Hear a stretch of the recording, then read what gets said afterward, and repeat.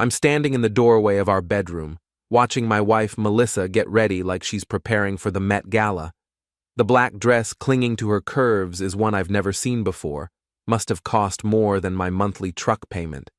She's applying makeup with the precision of a surgeon, each stroke deliberate and perfect. The perfume she's wearing hits me from across the room, something expensive and intoxicating that she definitely didn't wear on our anniversary last month. "Where are you going?" I ask, leaning against the doorframe. She doesn't look at me in the mirror. "My ex needs support." "What kind of support?" The question comes out sharper than I intended. Melissa finally glances at me, her lipstick halfway applied. "He's going through a rough time, Nick. His father just passed away, and he's struggling with the funeral arrangements." I watch her finish the lipstick, a deep red that makes her look like she stepped out of a magazine. "You're all dressed up for your ex?" "I'm just looking nice." Her tone is defensive now, the way it gets when she knows she's being unreasonable but won't admit it. "I should be with him tonight. He's like family." Like family. The words hit me like a slap. "What about us tonight? We had plans." She waves her hand dismissively, grabbing her purse, also new, I notice. "We can do dinner any time, Nick. This is important." She walks toward the door, heels clicking on the hardwood floor. Something in my chest tightens, but I keep my voice steady. "Go." She stops, surprised. I can see she expected an argument, maybe even wanted one. "Really?" I nod. "Yeah, go." She hesitates for a moment, like she's waiting for me to change my mind or start a fight. When I don't, she shrugs and walks out. The front door closes with a soft click that somehow sounds louder than a slam. I count to 10, grab my keys, and follow. Melissa's silver BMW is easy to tail through downtown traffic. She drives like she's late for something important, weaving between cars with the kind of urgency she never shows when we're going somewhere together. My truck stays 3 cars back, just another vehicle in the evening rush. She pulls into the valet area of Zenith, one of those upscale clubs downtown where drinks cost $20 and the music is loud enough to make your ears ring. I park across the street and wait 5 minutes before heading in. The bouncer barely glances at my ID. Inside, the bass thrums through the floor and colored lights sweep across a crowd of people who look like they stepped out of a fashion magazine. I stay in the shadows near the bar, scanning the dance floor. I spot her immediately. Melissa is pressed against a tall guy with perfectly styled hair and an expensive suit. Her hands are on his chest, his are on her hips, and they're moving together like they've done this 1,000 times before. This isn't grief support. This is foreplay set to music. The guy whispers something in her ear, and she throws her head back, laughing. Her fingers trace down his tie while he pulls her closer. When he leans down to kiss her neck, I pull out my phone and call Emma. "Nick? What's up?" Emma Richardson has been Melissa's best friend since college. She's also the most honest person I know, which has always made me wonder how she and my wife stayed so close. "You need to see this," I tell her, giving her the club's address. "See what?" "Nick, you're scaring me." "Just get here, please." 20 minutes later, Emma appears beside me at the bar. She's wearing jeans and a sweater, looking like a normal person among all the peacocks. "What's going on?" she asks. I point toward the dance floor. "There." Emma follows my gaze and her mouth falls open. Melissa and her ex are making out now, her hands tangled in his hair, his roaming places that definitely aren't appropriate for family support. "Oh my God," Emma breathes. "How long has this been going on?" Good question. I'm already recording video on my phone, making sure to get clear shots of both their faces. But I'm about to find out. After 5 minutes of documentation, I nod toward the dance floor. "Ready?" Emma's face is flushed with anger. "More than ready." We weave through the crowd. Emma taps Melissa hard on the shoulder, and my wife spins around. The color drains from her face when she sees us both standing there. "This isn't what it looks like," she stammers. Emma laughs, but there's no humor in it. Really? Because it looks like you're making out with your ex while your husband thinks you're providing grief counseling. I hold up my phone. Got it all recorded, timestamps and everything. You followed me? Melissa's voice cracks. You lied to me, I reply. The ex, Brandon, I remember now, has melted back into the crowd like the coward he apparently is. Melissa looks around frantically, but he's nowhere to be seen. I'm done covering for you, Emma says, her voice cutting through the music. I should have told Nick months ago about your little dinner dates and late-night phone calls. Emma, shut up, Melissa hisses, but Emma's on a roll now. All those girls' nights, half of them were dates with Brandon. I lied to your husband because you begged me to, but I'm not doing it anymore. I'm learning more in this moment than I have in months of marriage. How long, Emma? Since March, maybe earlier. Emma won't look at Melissa. I'm sorry, Nick. I should have told you sooner. Melissa tries to grab Emma's arm. You don't understand. I understand perfectly, Emma snaps, pulling away. You're cheating on your husband and you made me an accomplice. People around us are starting to stare and whisper. The music seems louder, the lights more garish. Melissa realizes she's become the center of a very public scene. Nick, please, can we talk about this at home? We're done talking, I say. We're done, period. I turn and walk toward the exit, Emma beside me. Behind us, I can hear Melissa calling my name, but I don't look back. Outside the club, the cool night air feels like a relief after the suffocating atmosphere inside. Emma and I stand on the sidewalk, both of us processing what just happened. I need a drink, Emma says. A real one, not whatever overpriced garbage they serve in there. We walk to a diner 2 blocks away, the kind of place that serves coffee strong enough to strip paint and stays open all night. Emma slides into a booth across from me, and for the first time, I really look at her. She's pretty in a natural way that Melissa never appreciated. Brown hair that catches the light, green eyes that actually look at you when she talks, and a face that shows real emotion instead of the carefully controlled expressions my wife perfected. I owe you an apology, she says, wrapping her hands around her coffee cup. A big one. You don't owe me anything. You're not the one who cheated. But I knew about it. Emma's voice is quiet, ashamed. The first time was in March. Melissa said she ran into Brandon at a coffee shop, that it was innocent. Then it was lunch because he was having problems at work. Then dinner because they needed to catch up properly. And you believed her? Emma shakes her head. I wanted to. She's my best friend, or was. But the stories kept changing, and she started asking me to cover for her more and more. If Nick calls, tell him I'm with you. If he asks about Thursday, we went shopping. I felt sick every time I lied to you. My phone buzzes with texts from Melissa, but I don't read them. Why didn't you tell me? Because I'm an idiot. Emma's laugh is bitter. And because I thought maybe she'd come to her senses and stop, I kept hoping it would just end on its own. But it didn't. It got worse.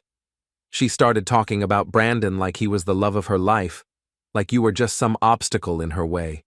She said things. Emma trails off. What kind of things? Emma hesitates, then meets my eyes. She said you were boring, that you didn't understand her ambitions, that you were holding her back. She talked about your job like it was embarrassing. I'm a contractor. I build things, fix things, make good money doing honest work. But to Melissa, I've apparently become some kind of blue-collar stereotype she's ashamed of. There's more, Emma continues. Brandon's been pushing her to leave you. He wants her to move in with him. Says they could be a power couple in this city. Real estate and marketing, you know? She's been eating it up. The betrayal cuts deeper than I expected. Not just the cheating, but the complete dismissal of everything we built together. How long were you planning to keep lying for her? I wasn't. That's why I'm here. Emma reaches across the table and touches my hand. I couldn't watch her destroy you anymore. You deserve so much better than what she's been giving you. Her touch is warm, real in a way that Melissa's hasn't been for months. I don't pull away. What happens now? I ask. Now you decide what kind of man you want to be, Emma says. The kind who lets her walk all over you, or the kind who fights back. My phone buzzes again. This time I look. Melissa's calling from different numbers now, probably because I blocked her original one. I decline the call and look back at Emma. I think I want to fight back. Emma smiles, and it's the first genuine smile I've seen all day. Good, because I have some ideas. The next morning, I wake up on Emma's couch with a crick in my neck and a clearer head than I've had in months. Emma's in the kitchen making coffee, wearing pajama pants and an oversized t-shirt that somehow looks better than all of Melissa's designer outfits combined. Sleep okay? She asks, handing me a mug. Better than I have in weeks. It's true. For the first time in months, I didn't spend the night wondering where my wife really was, or what she was doing. Melissa called me 6 times last night, Emma says, settling into the chair across from me. I didn't answer. She called me 12 times from different numbers. I blocked them all. Emma grins. She's probably losing her mind right about now. She's not used to people not jumping when she snaps her fingers. What did you mean last night about having ideas? Well, Emma says, leaning forward. Melissa's whole life is built on image and control. She needs people to see her as perfect, successful, desirable. What if we took that away from her?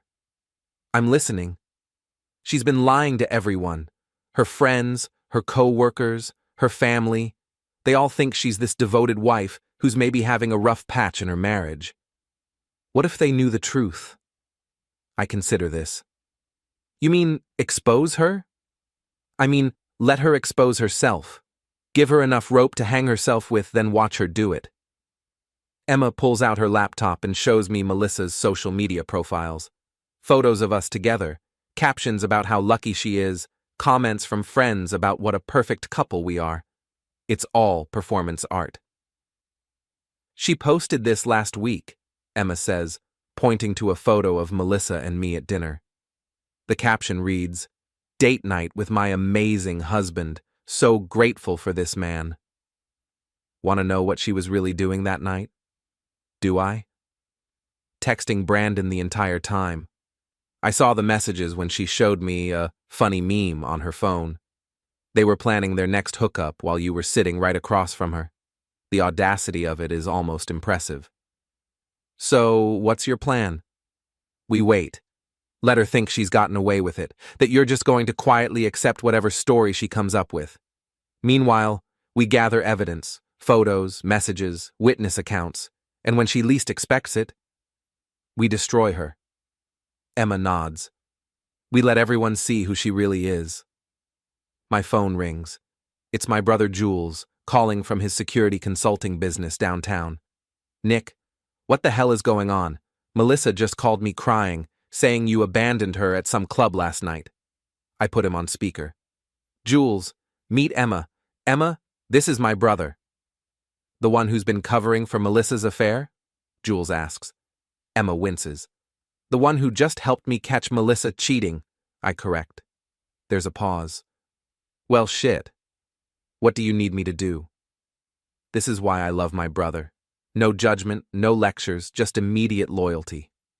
How good are you with surveillance? Emma asks. Better than good. Why? Emma and I look at each other. Because we're going to war, I tell him. Jules arrives an hour later with a bag full of equipment that looks like it belongs in a spy movie. Tiny cameras, recording devices, GPS trackers, the works. Perks of the security business, he explains, setting up a command center on Emma's dining table. Most of this stuff is legal as long as we're careful about how we use it. Define careful, I say. Don't break into anyone's house. Don't hack their phones. Don't do anything that requires a warrant. But if they're in public, or if you have legitimate access to something, then we're good. Emma pulls up Melissa's work calendar on her laptop. She syncs this with her personal calendar, and I have the password from when I used to help her plan parties. Is that legal? I ask. She gave me the password voluntarily, Emma shrugs. Not my fault she never changed it. Jules grins. I like her already. The calendar tells a story. Melissa has a client dinner tonight, but Emma recognizes the restaurant as Brandon's favorite. Tomorrow she has a late meeting that corresponds with Brandon's gym schedule. Thursday is girls' night with Emma. News to Emma. She's gotten sloppy, Jules observes. Overconfident. Good, I say. Let's use that. We spend the morning planning. Jules will handle surveillance and documentation. Emma will work her network of mutual friends to find out what people know and what they suspect. I'll play the part of the confused, hurt husband who's trying to work things out. The key is to let her think she's winning, Emma explains. Let her get comfortable, maybe even a little reckless. People like Melissa always overplay their hand eventually. My phone buzzes with a text from Melissa. Can we please talk? I can explain everything. I show it to Emma and Jules. Perfect, Emma says. Here's what you say. I type. I'm staying at Jules's place tonight. Maybe we can talk tomorrow when I've had time to think. The response comes immediately. Thank you. I love you. She loves me, I say dryly. How touching. Jules snorts. She loves the idea of keeping you as backup while she plays house with Brandon. Emma's expression darkens. She told me last week that she was thinking about asking for a separation, said she needed space to figure things out. Translation, she wants to test drive Brandon before she trades me in, I say. Exactly, but now that she's been caught, she's going to try to have it both ways. Keep you on the hook while she figures out her next move. Jules packs up his equipment. I'll be watching her tonight. Emma, can you find out what her work friends know? Already on it. Sophie Chen from her office has been dying to spill some gossip. I'll take her to lunch. I look around Emma's apartment, at these two people who barely knew each other 12 hours ago but are now plotting to help me. Why are you both doing this? Jules answers first. Because you're my brother, and nobody screws over my family. Emma's answer is quieter. Because I've watched her treat you like garbage for months, and I'm tired of pretending it's okay. There's something in her voice, in the way she looks at me, that makes my chest tight. But I push that aside for now. There'll be time to figure out what's happening between Emma and me after we deal with Melissa. All right, I say, let's burn this thing down. That evening, I'm sitting in my truck outside Brandon's favorite restaurant, watching my wife lie to my face via text message. She's told me she's at a work dinner with important clients, but I can see her through the window, laughing at something Brandon just said. Jules is positioned across the street with a camera that could probably photograph the moon. Emma is at home, working her phone like a detective. Got a clear shot of them holding hands across the table, Jules reports through my earpiece. She's wearing that red dress you bought her for Christmas. The irony isn't lost on me. She's wearing my gift to seduce her ex. My phone rings. It's Melissa. Hey, honey, she says, and I can hear restaurant noise in the background. Just wanted to check in. This dinner is running longer than expected. No problem, I say, watching her through the window. How's it going? Boring client stuff. You know how it is. She's touching Brandon's hand as she says this. I might be really late. Don't wait up. I won't. Love you. Love you too. She hangs up and immediately leans across the table to kiss Brandon. Jules captures it all. Jesus, Jules mutters. She's got brass, I'll give her that. My phone buzzes with a text from Emma. Sophie spilled everything, call me. I dial Emma's number. You're not going to believe this, she says without preamble. Melissa's been telling people at work that you two are having problems. She's painted herself as the long-suffering wife of a man who doesn't appreciate her. What kind of problems? According to Sophie, you're controlling and jealous. You don't support her career, you're threatened by her success, and you've been emotionally distant for months. I watch Melissa feed Brandon a bite of dessert. She's setting up her narrative. Gets better. She's also been telling people that Brandon is just a friend who's been helping her through this difficult time, a shoulder to cry on. While she's planning to leave me for him. Sophie doesn't know about that part yet, but she did mention that Melissa's been asking a lot of questions about divorce lawyers. Jules's voice crackles through the earpiece. They're leaving. Looks like they're heading to his place. Follow them, I tell him, then speak to Emma. How much does Sophie know? Enough to be suspicious. She's not stupid, Nick. She can see that Melissa's story doesn't add up, and she's not the only one. What do you mean? I made some calls. Melissa's been sloppy at work too. Long lunches, personal calls, leaving early for appointments. Her boss is starting to notice. An idea starts forming. Emma, how would you feel about having lunch with Melissa tomorrow? I'd rather eat glass. Why? Because I think it's time to see just how far she's willing to go with her lies. Emma meets Melissa at their usual spot, a trendy bistro downtown, where the salads cost more than most people's dinner. I'm positioned at the coffee shop next door, close enough to see them through the window, but far enough away to avoid detection. Emma's wearing a wire, one of Jules's toys that looks like a normal button on her blouse.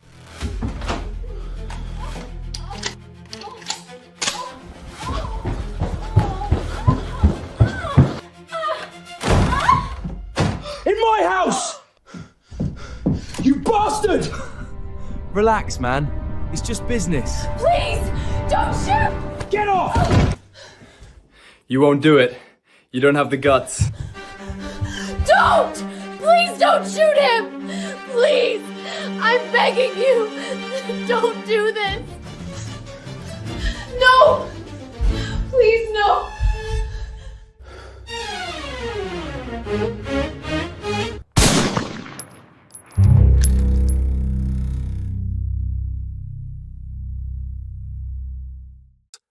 We're recording everything. You look terrible, is the first thing Melissa says when Emma sits down. I didn't sleep well, Emma replies. I kept thinking about what happened at the club. Melissa's face hardens. That was a misunderstanding. Was it? Because it looked like you were cheating on your husband. Nick and I are having problems, Emma. Serious problems. Brandon has been helping me work through them. Emma orders a salad she doesn't want and leans forward. By sticking his tongue down your throat? It's complicated. No, it's really not. You're married to Nick, and you're screwing around with Brandon. That's called adultery, not complications. Melissa looks around nervously, making sure no one can overhear. You don't understand what my marriage is like. He's not the man I thought he was when we got married. What's that supposed to mean? He has no ambition. He's content to just exist. Build his little houses, watch his sports, drink his beer. I need more than that. Emma's doing a good job of looking sympathetic while I'm fighting the urge to storm over there and dump Melissa's overpriced salad on her head. So you decided to find more with Brandon? Brandon understands me. He has vision, drive. We could build something together, something important. What about your wedding vows? Melissa waves her hand dismissively. I was young when I married Nick. I didn't know what I wanted then. And now you do? Now I know I deserve better. Emma sits back. So you're going to divorce Nick? I'm thinking about it. Brandon thinks I should. And what does Nick think about all this? Melissa's expression shifts, becomes calculating. Nick doesn't know about Brandon. Not really. Last night was unfortunate. But I can handle it. Handle it how? Nick loves me. He'll forgive me if I play this right. I just need to convince him that what he saw wasn't what he thinks he saw. Emma stares at her. You're going to gaslight him. I'm going to save my marriage while I figure out what I really want. That's disgusting, Melissa. That's realistic. I'm not ready to blow up my whole life yet. I need time to make sure Brandon is serious about us. Emma stands up abruptly. I can't listen to this anymore. Emma, wait. No. You're planning to lie to your husband, string him along while you decide if your boyfriend is worth leaving him for. That's not complicated, Melissa. That's cruel. Melissa grabs Emma's wrist. You can't tell him, please. Why not? Because you're my best friend. Because I need you. Emma pulls free. I was your best friend, but that was before I knew what kind of person you really are. Emma walks out, leaving Melissa sitting alone with her untouched salad and her ugly truth. That evening, I'm back at my own house for the first time since the club incident. Melissa's car is in the driveway, and I can see lights on in the kitchen. She's cooking dinner, something she hasn't done in months. I find her at the stove, wearing an apron over a simple dress, hair pulled back, looking like the woman I married instead of the stranger she's become. Hi, she says softly when I walk in. I made your favorite. Pot roast with vegetables, the meal she used to make when we were dating. The smell takes me back to better times, which is probably the point. Smells good, I say, hanging my keys on the hook by the door. I thought we could talk, really talk, without all the drama from last night. I sit at the kitchen table and watch her bustle around, playing the role of devoted wife. Okay, let's talk. She serves dinner and sits across from me, the picture of contrition. I owe you an apology. For what? For last night. For how it looked. She reaches across the table to touch my hand. I know what you think you saw, but it wasn't what it seemed. Here we go. What was it then? Brandon was drunk, emotional about his father's death. He got confused, thought we were still together, and I didn't want to hurt him by pushing him away. He's grieving, Nick. The lie comes so easily, so smoothly, that I almost admire the craftsmanship. If I hadn't heard her real thoughts at lunch, I might even believe her. So, you were just being kind? Exactly. I was trying to help him through a difficult time, and he misunderstood. When you and Emma showed up, I was mortified. You looked pretty comfortable for someone who was being misunderstood. Her grip on my hand tightens. I was trying not to make a scene. I didn't want to embarrass him in public. What about embarrassing me? You're right. I should have handled it better. I should have been clearer with him about boundaries. She looks down at her plate.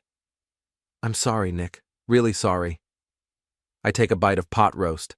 It's perfectly seasoned, just like I remember. What about all those other times? The dinners? The phone calls? She looks surprised that I know about those, but recovers quickly. He's been struggling since his divorce. I felt sorry for him. But you're right. It was inappropriate for a married woman to be spending so much time with her ex. I can see that now. And you'll stop seeing him? Of course. You're my husband. You're the most important person in my life. The performance is flawless. Contrite but not pathetic. Apologetic but with explanations that shift blame away from her. She's good at this. I love you, Nick, she continues. I know I've made mistakes, but I want to fix this. I want to fix us. I set down my fork and look at her. Really look at her. She's beautiful, poised, saying all the right words, and every single thing coming out of her mouth is a lie. I love you too, I say. The relief on her face is palpable. She thinks she's won. So we're okay? She asks. We're okay. She comes around the table and kisses me, and I let her. I even kiss her back. Because tomorrow I'm going to destroy her world, and I want her to be completely unprepared for it. I'm going to take a shower, she says. Maybe you could join me? Maybe, I say. I just want to finish dinner first. She heads upstairs, humming. Actually humming, like she's celebrating her victory. I pull out my phone and text Emma. She took the bait. Tomorrow we end this. The response comes immediately. I'll be ready. I finish my pot roast and listen to the shower running upstairs. Melissa thinks she's manipulated me into forgiveness, that she can keep both me and Brandon on strings while she decides what she wants. She's about to learn how wrong she is. The next morning, Melissa leaves for work with a spring in her step and a kiss on my cheek. She thinks she's successfully gaslit me into believing her story about Brandon's confusion and her kindness. She has no idea what's coming. Emma arrives an hour later with Jules and a laptop full of evidence. We've been busy. Sophie called me this morning, Emma says, setting up at my kitchen table. She wants to meet for coffee. Apparently, Melissa's been bragging about how she handled you last night. Bragging how? That you're so naive, you'll believe anything she tells you. That she could probably convince you that black is white if she batted her eyelashes hard enough. Jules pulls up photos on his laptop. Got some great shots from last night, too. After you came home, she went right back out. Guess where? I don't need to guess. Brandon's place. Stayed until 2 in the morning. I've got her car in his driveway, her leaving his building, the whole thing time-stamped. So while I was falling asleep in our bed, believing her apologies and promises, she was in Brandon's bed celebrating how easy I was to fool. There's more, Emma says. She pulls up Melissa's social media. She posted this an hour ago. It's a photo of our dinner table from last night, the pot roast and candles visible. The caption reads, "Sometimes the best therapy is a home-cooked meal with the love of your life. Grateful for my patient, understanding husband. Blessed should marriage should love." The comments are already rolling in. Friends and family praising our relationship, talking about what a perfect couple we are, how lucky Melissa is to have found such a good man. She's using you, Emma says quietly. Using your forgiveness to make herself look good while she keeps seeing Brandon behind your back. Not for much longer, I say. Jules, is everything ready? Everything's in place. You sure you want to do this? I look at the photo again, at the comments from people who think they know us, at the lie Melissa has built our entire relationship on. I'm sure. Emma's phone rings. It's Sophie, calling from Melissa's office. Put her on speaker, I say. Emma? Oh my God, you have to hear this. Sophie's voice is breathless with gossip. Melissa is telling everyone that Nick completely fell for her story about Brandon. She says he's so desperate to keep her that he'll believe anything. What else is she saying? That she's got him wrapped around her finger. That she can keep seeing Brandon as long as she throws Nick a bone once in a while. She's actually laughing about it. Emma looks at me, her face flushed with anger. Sophie, are you free for lunch today? Sure, why? I have something to show you, something about Melissa that I think you need to see. After Sophie hangs up, Emma turns to me. Last chance to back out. No backing out. Let's do this. Jules starts typing. Sending the package now. The package is a carefully curated collection of photos, audio recordings, and screenshots. Melissa and Brandon at the restaurant. Melissa leaving Brandon's building at 2 a.m. The audio from yesterday's lunch where she admits to planning to string me along while she decides if Brandon is worth leaving me for. Jules sends it to a list we've compiled. Melissa's boss, her co-workers, her friends, her family, and several mutual acquaintances. Each package is customized.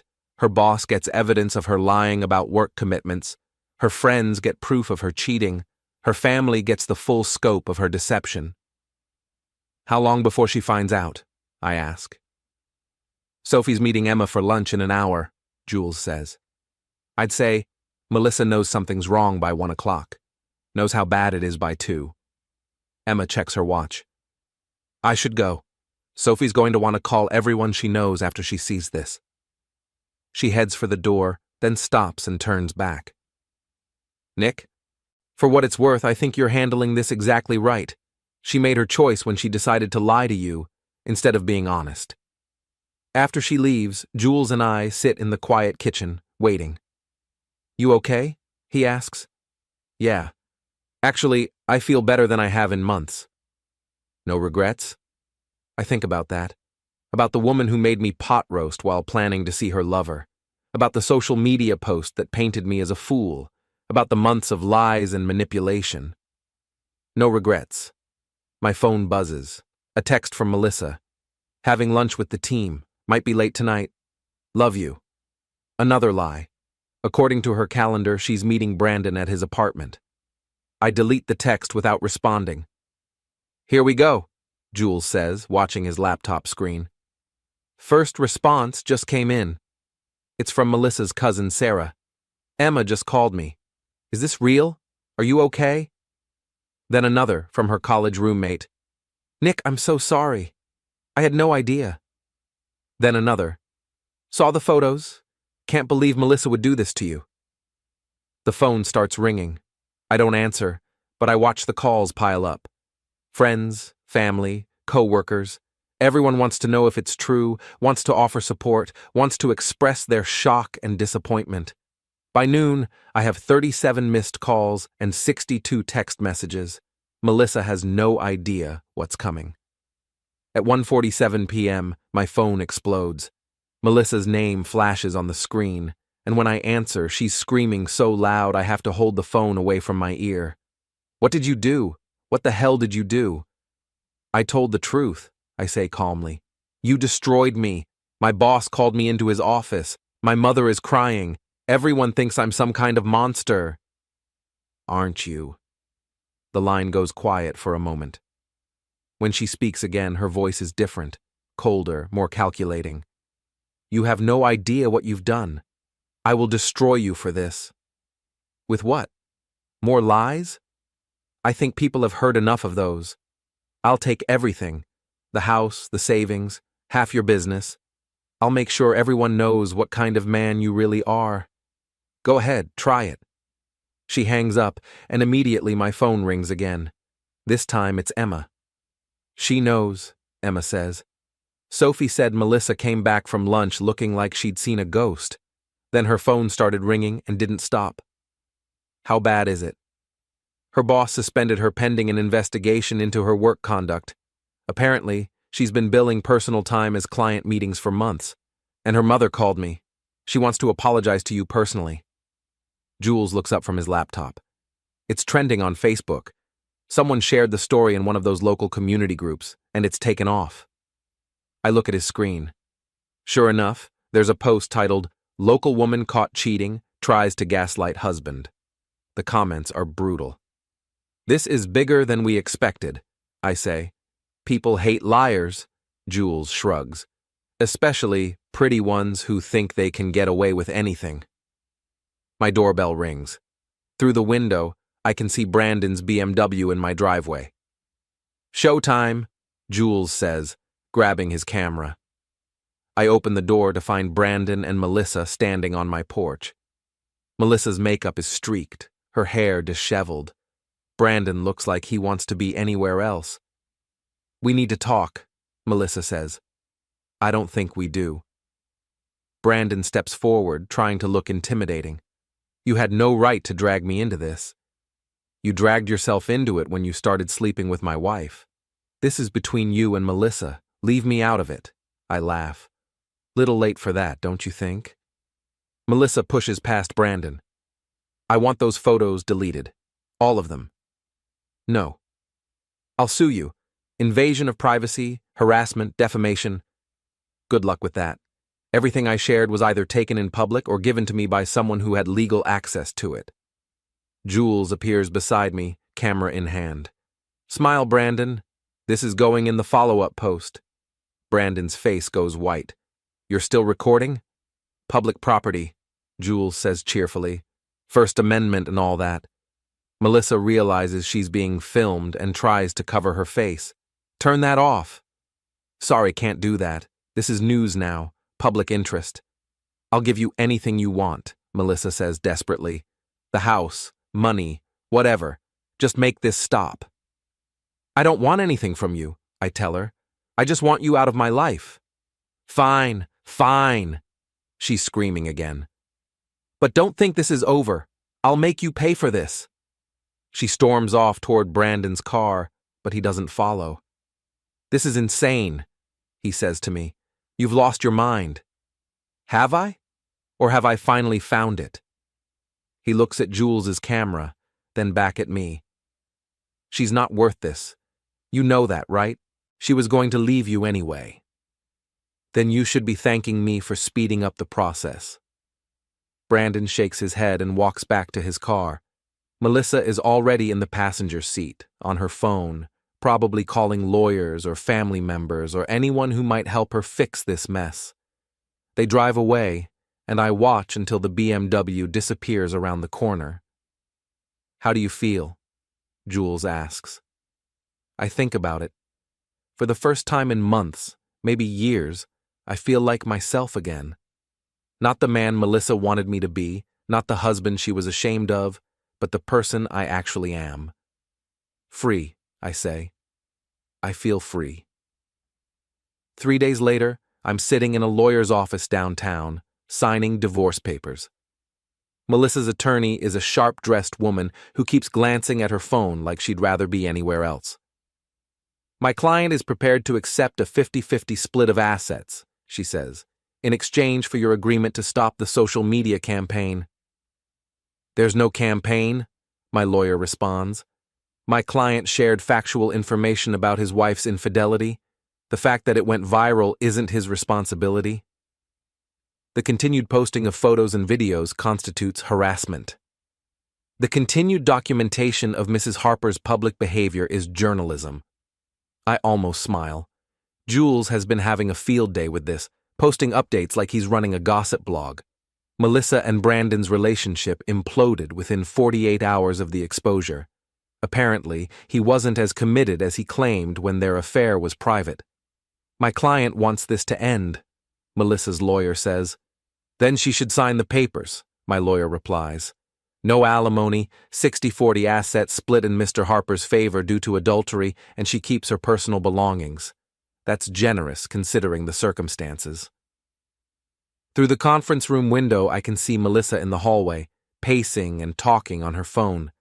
She looks like she hasn't slept in days. She'll never agree to 60-40, her lawyer says.